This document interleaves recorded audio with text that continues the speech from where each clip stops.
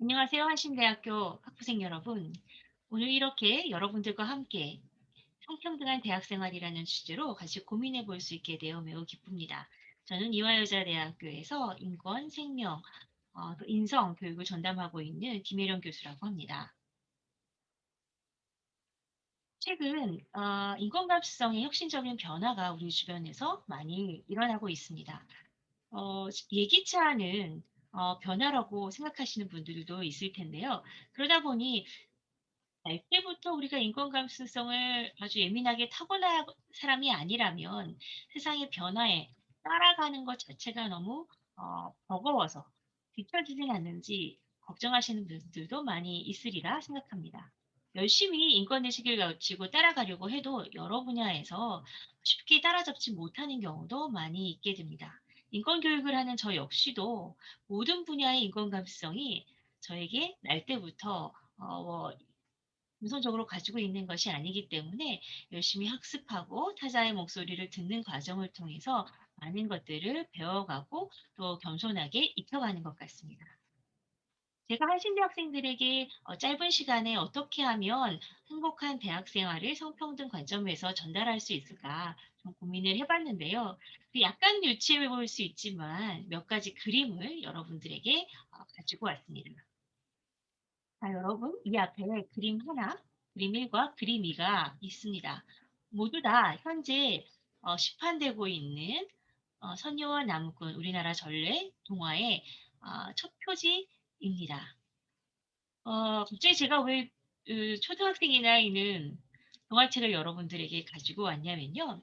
이 그림 한 장을 가지고 우리가 얘기해 볼 수 있고 생각해 볼 수 있는 것들이 참 많이 있는 것 같아요.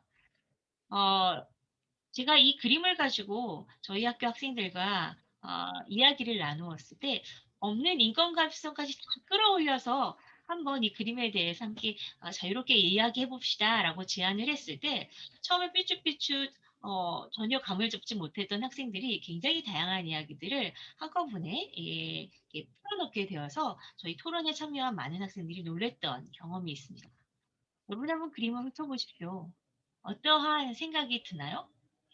우리가 익히 들어왔던 선녀와 나무꾼의 이야기가 그대로 드러나나요? 첫 번째 그림은 뭐 크게 문제가 없어 보일 수도 있고요. 특별히 두 번째 그림은 좀 초등학생이 읽기에는 소위 말하는 너무 야한 그림이 아닌가? 좀 자극적인가? 하는 정도의 생각은 아주 쉽게 해볼 수 있을 것 같습니다.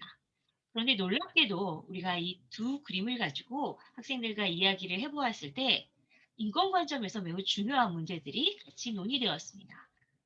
첫째, 우리가 나무꾼이 선녀들을 바라보고 있고 특별히 선녀들이 목욕을 하고 있을 때 그것을 은밀하게 바라보는 것. 이것은 현대적 관점에서 사실은 관음죄가 아닌가라는 학생들의 지적이 있었습니다.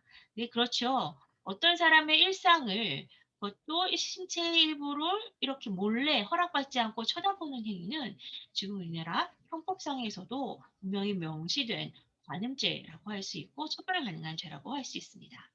그런데 여기까지는 우리가 쉽게 생각을 해도 이 선녀와 나무꾼의 이야기의 핵심인 아, 선녀와 나무꾼의 결국 행복한 결혼 생활로 생각하는 이 이야기를 가지고 우리가 조금 더 인권 감수성을 예민하게 생각해 보자면 선녀는 어떤 의미에서 나무꾼에게 납치와 감금을 되었다라고 주장하는 이야기도 토론 중에 등장하였습니다.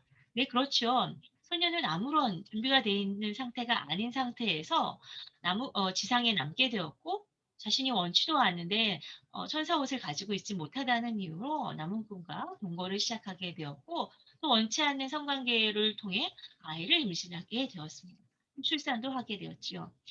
좀 예민한 관점에서 보면 분명히 이것은 성폭력과 강제 결혼까지 우리가 이야기해 볼 수 있는 이야기라고 볼 수 있을 것 같습니다. 그런데 근본적으로 저는 이 소녀와 나무꾼에서 등장하는 이 이야기에서 특별히 표지를 통해 불편한 것은 무엇이냐? 여성들이 자신의 몸을 씻는 행위는 매우 일상적인 행위거든요. 위생과 관련한 행위라고 할 수 있습니다. 건강과 관련한 행위라고도 할 수 있겠죠. 여성들의 많은 일상에 관련된 행위들이 실제로 가부장적 사회에서는 성인적 행위로 오인될 때가 많이 있습니다. 무슨 말이냐면요. 그냥 많은 사람들이 자신의 생로병사 또 자신의 일상을 살아가기 위해서 하는 아주 작은 행위들. 자신을 꾸미고 자신의 위생을 깨끗이 하고 의복을 갖춰 입고 또 상대방과 대화를 어 친절하게 하고 또 같이 호흡하고 웃어 주고 대화하는 전체적인 과정. 그리고 간단히 예의를 갖추어서 상대방에게 자기의 모습을 보여주는 이런 모든 인간의 전 존재성이 어떠한 틀에 의해서 여성의 모든 행위들이 어떠한 섹슈얼한 행위로서 오인해서 해석되는 경우들이 우리 사회에 종종 발생하게 됩니다. 저도 개인적으로 학회에 어떤 특정 학회에 총무를 한 적이 있었는데요. 제가 오시는 분들을 총무로서 웃음으로 맞아준 적이 있었습니다. 그랬더니 한 회원분께서 저에게 다가오시면서 "젊은 여자가 남성에게 웃어주면 안 된다."고는 말씀을 하셨어요. 제가 그 이야기를 굉장히 불쾌하게 들었고 그 이야기를 를 이제 학회에 공론화함으로써 제가 공식적으로 사과를 받은 일이 이제 있었습니다. 여성들이 사회생활을 하는 과정에서 일상적으로 하는 이야기가 남성을 유혹하기 위한 행위로 이해되는 경우 매우 많이 이제 곤란한 일들이 이제 발생하게 됩니다. 이러한 형태들은 여성의 사회생활과 일상생활에 있어서 자신의 삶을 살아가게 하는데 늘 자기 검열에 이제 시달리게 하고요. 남성 역시도 여성과 인격적인 관계를 갖게 하는데 많은 오해를 함으로써 결국 주변에 있는 많은 여성들과 인간으로서의 우정과 또 동료로서의 협업을 하는 데에 방해 요소가 되기도 합니다. 전통적으로 여성과 남성의 관계를 유혹하는 자와 유혹당하는 자, 이 이분법적 구도 외에는 해석할 눈이 없을 때 이러한 일들이 반복적으로 발생하는 것 같습니다. 상과 그림사는 우리가 일상적으로 보고 있는 디즈니 디즈니 사에서 만든 만화의 두 장면들입니다. 첫 번째 사진에 대해서 학생들이 많은 이야기를 했을 때 여성이 특별하게 못된 여성의 신체적인 어떤 모습들이 굉장히 획일적으로 뚱뚱하고 못생긴 여성, 또 유색인종, 색깔이 있는 여성으로 묘사된다는 점. 그래서 이러한 일들은 결국 여성이 전체적인 사회에서 미적 기준으로만 획일적으로 판단되는 것, 또 남성도 여차례 마찬가지겠죠. 획일적인 남성에게 기대하는 어떤 우람하고 튼튼한 이런 키 크고 하는 이런 모습들. 전체적으로 이러한 외모의 소위 말하는 정상 기준에 어 접근하지 못했을 때에 타자에 의해서 혹은 자기 스스로 비하와 혐오에 시달리는 이러한 일들이 이제 발생하게 됩니다. 저 역시도 인어공주 역시 인간의 세계에 자신의 정체성을 끊임없이 사랑받기 위해 맞추려고 결국 자신의 다리와 목소리를 잃어버리는 자기 혐오에 시달리는 모습으로 읽어낼 수 있겠다라는 생각이 들었습니다. 옆에 보면 네, 백설공주 같은 경우는 조금 더 심각한 다양한 인권 훼손의 문제들이 발생하게 됩니다. 이 안에는 늘 주인공이 공주와 왕자가 이제 있지요. 그렇다 보면 이 안에 있는 소위 말하는 난쟁이라고 부르시는 분들, 지금 정확한 명칭으로는 뇌소증의 증상을 가지고 계신 분들인데요. 이렇게 특정 장애가 있으신 분들은 늘 주변화되는 우리가 아이들에게 읽히는 그냥 일상적으로 읽히는 많은 스토리들에서 주변화되는 일들을 경험하게 됩니다. 또 인종 역시도 늘 백인들 중심으로 진행되는 이러한 이야기들에 우리 동양인들도 매우 익숙해지죠. 또한 성차별이 고착되는 것도 우리가 해석해낼 수 있습니다. 제일 흥미로운 것은 공주가 성에서 이러저러한 이유로 쫓겨서 이제 그, 이 난장이 집에 이제 들어가잖아요. 근데 거기서 이제 그 밥하고 빨래를 맡아 하게 됩니다. 제가 이거 보고 그런 생각을 했습니다. 공주도 자신을 지켜주는 아버지나 남편이 제대로 있지 않으면 그 가사 노동에 시달리는 예 추락하는 그러한 일들을 이제 겪게 되는구나 하는 생각들. 그래서 고정적인 성 역할의 고착이 소위 말하는 백설공주 안에서도 이제 나타나는구나라는 것들을 읽어낼 수 있었습니다. 또 하나 제가 학생들의 굉장히 놀라운 어떤 풍차를 보았던 것은요. 백설공주가 결국 독이 든 사과를 놓고 이제 누워 있을 때 왕자가 와서 이제 키스를 해 주면서 백설공주가 짜자잔 하고 다시 살아나잖아요. 이 장면 생각해 보면 현실에서는 있을 수도 없고 있어서도 안 되는 일입니다. 한 여성이 길거리에 이렇게 이러저러한 이유로 정신을 잃고 쓰러졌을 때 여러분 어느 남성이 다가가서 갑자기 키스한다? 있을 수 없는 일이죠. 원치 않는 일종의 스킨십이고 성행위라고 할 수가 있겠습니다. 현재적 관점에서 보면 어 상대방의 의사를 묻지 않는 이런 행위들은 굉장히 커다란 문제를 발생할 수가 있겠죠. 또 하나 이 근본적으로 이 모델에 현대의 인권 감수성들 갖춘 사람들이 가장 불편해하는 것은 성 역할을 기반으로 분리된 성 역할을 기본으로 전형적인 남성 구원자 모델이 이 안에 작동하고 있다는 것도 인권에 예민한 사람들이 잡아내는 내용 중에 하나라고 할 수 있겠습니다. 여러분 제가 빠르게 이 그림들을 보면서 이 그림에 우리가 아주 어렸을 때부터 익숙해 온 이 그림에 있는 내용들을 좀 複하게 쳐다보았습니다. 어떤가요? 너무 예민해서 갑자기 힘이 피곤해지게 느껴지나요? 혹은 나도 굉장히 불편했는데 이제서야 그 이유를 알게 됐다라는 생각이 드나요? 음. 여러분이 어떤 생각을 하는지는 잘 모르겠습니다. 중요한 것은 더 이상 그렇게 우리가 전래동화나 또 세계적으로 유명한 디즈니의 애니메이션들을 이 전통적인 관점으로 그냥 수동적으로 이해하는 시대가 아니라는 점입니다.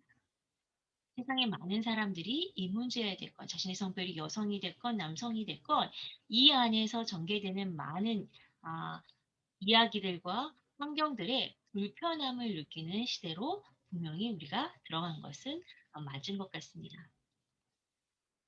그래서 저는 이러한 감수성을 우리가 대학 생활을 할 때 이 짧은 시간에 빨리 우리의 감수성을 일깨우지 못한다면 사실은 우리가 타인에게 피해를 끼치는 것뿐만 아니라 자기 자신의 사회생활 역시 굉장히 어려움을 겪게 된다라고 생각이 드네요. 그래서 제가 여러분들과 같이 생각해 보고 싶은 것은 이런 질문입니다. 우리가 이제 20대가 돼서 성인이 되었을 때 성인 남녀가 타인과 맺을 수 있는 관계는 앞에서 말했듯이 타자를 결국 유혹하는 자 혹은 유혹하야만 하는 자라는 성적 관계 안에서만 우리가 타자를 인식할 수 있을까요?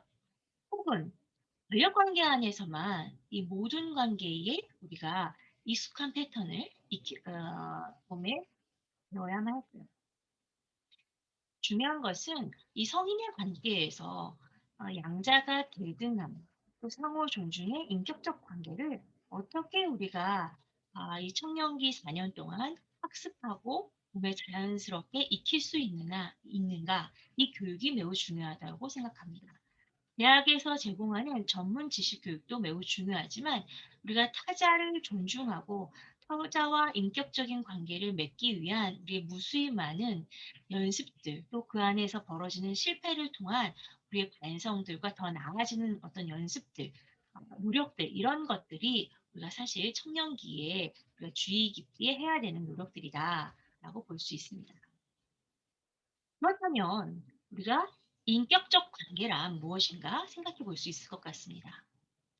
철학적으로 말하자면 제가 좋아하는 엠마누엘 레비나스라는 철학자는 인격적 관계는 결국 주체가 타자의 타자성에 대한 존중과 기다림을 보여주는 태도에 되어 있다라고 말합니다. 타자의 타자성이란 무엇인가요? 사실은 우리는 쉽게 말해서 우리 나름의 각자의 인상학을 가지고 있습니다. 사람의 첫인상을 보면 '아 저 사람은 어떤 사람'이라는 우리의 선입견이 어렸을 때부터 무수히 많은 인간관계를 통해서 학습되죠.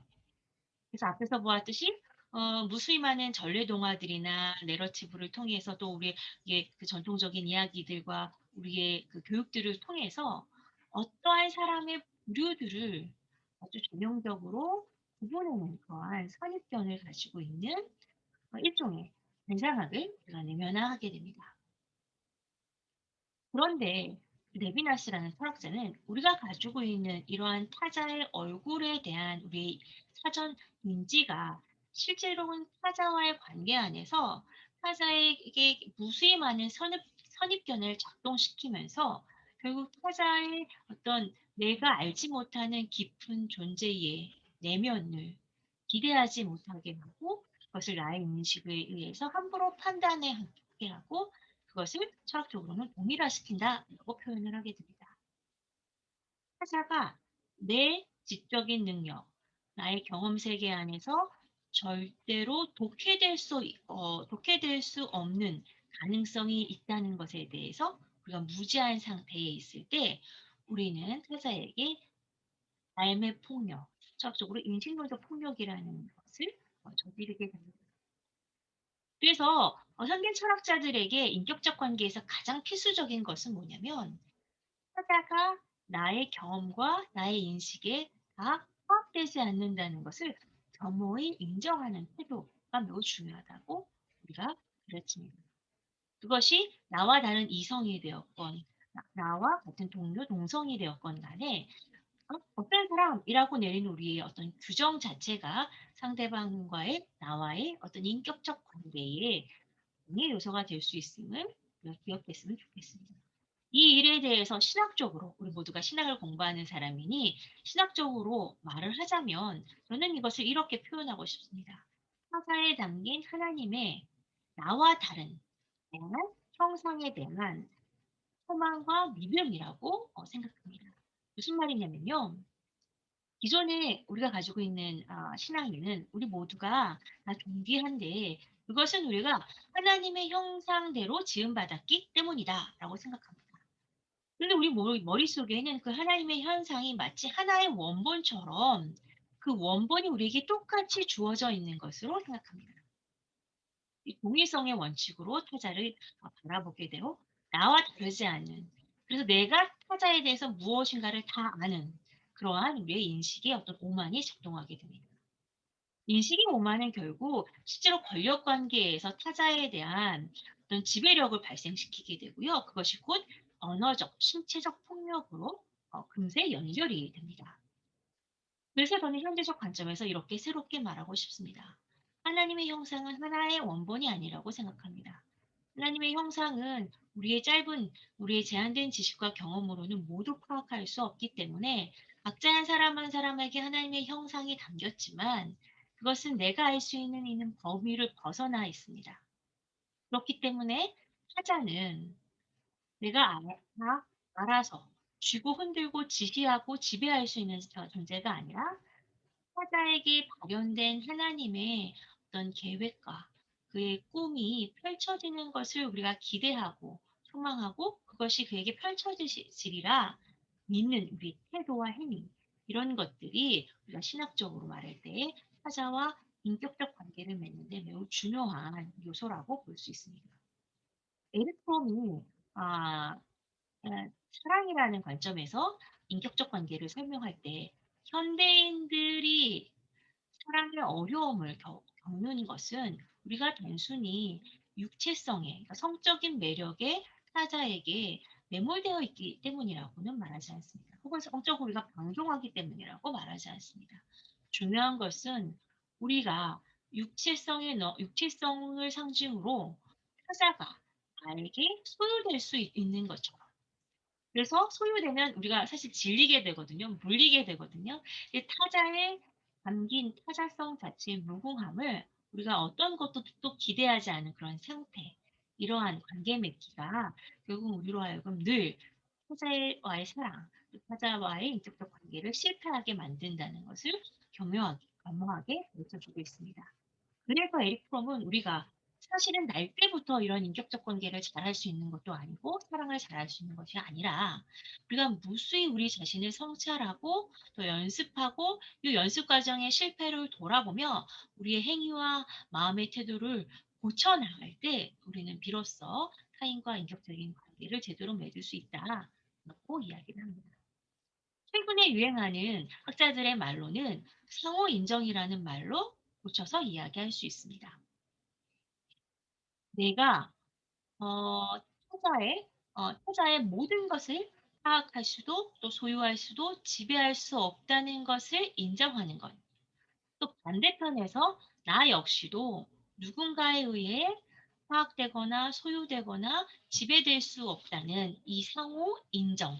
이 인정이야말로 인격적인 폭력 또한 침해 또 실제로 물리적으로 일어나는 성폭력, 언어폭력들에서 우리 스스로를 지키고 타자를 지킬 수 있는 매우 중요한 원칙이 될 수 있을 것이라 저는 생각합니다. 그렇다면 우리가 구체적인 방법을 생각해 보아야 되겠죠?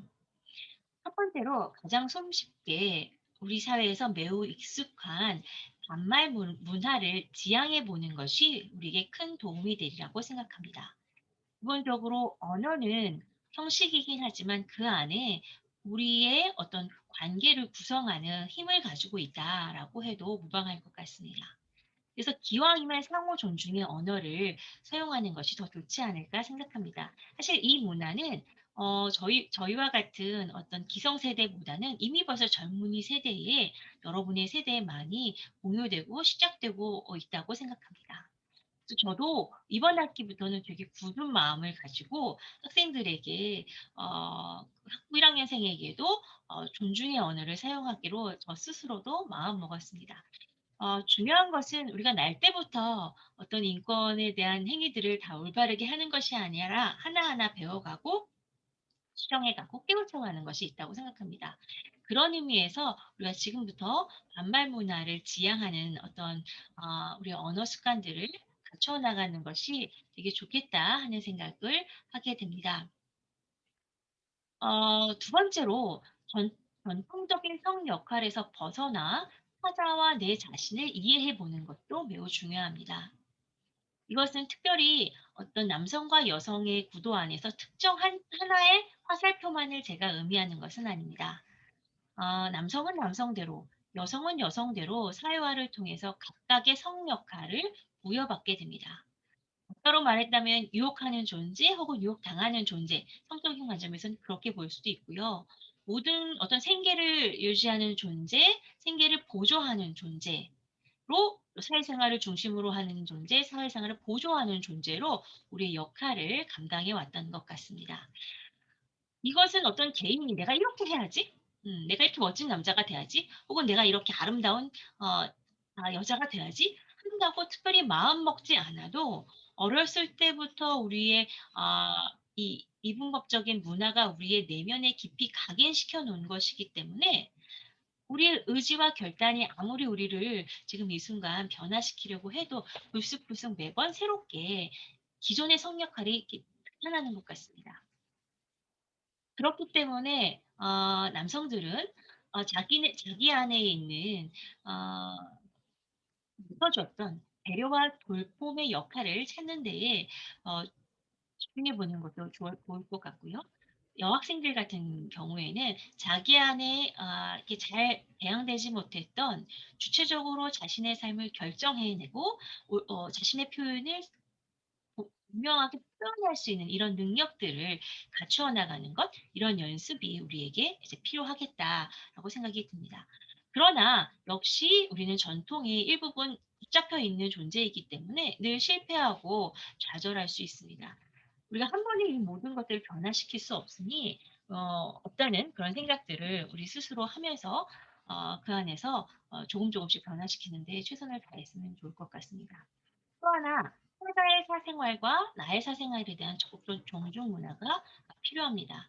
제가 특별히 언급하고 싶은 것은 데이트 폭력 같은 경우들을 우리가 되게 이야기해 볼 수가 있을 텐데요. 데이트는 두 연인 간의 사생활을 공유하는 경험이죠.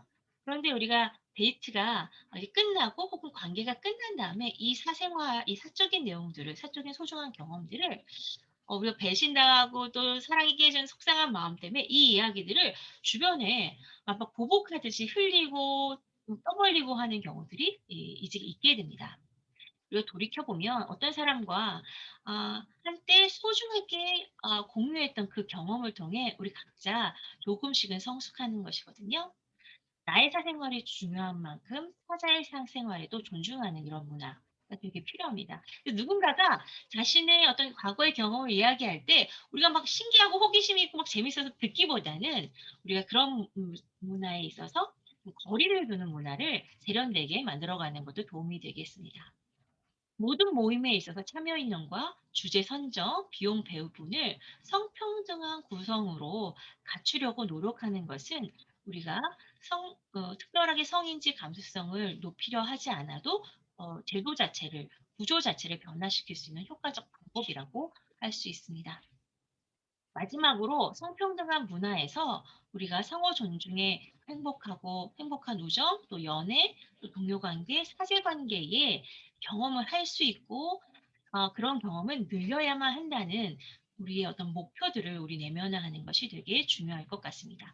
처음으로 돌아가자면 인간의 다양한 관계를 성적인 관계로만 협소하게 만드는 과거의 우리의 어떤 습성들에서 벗어나서 우리가 성별을 떠나서 지위를 떠나서 연령을 떠나서 풍요롭게 다양한 인간관계 맺기를 통해서 내 자신의 어떤 인격적 성숙과 확장을 참 기뻐하는 그러한 문화가 우리에게 많이 생겨났으면 좋겠습니다.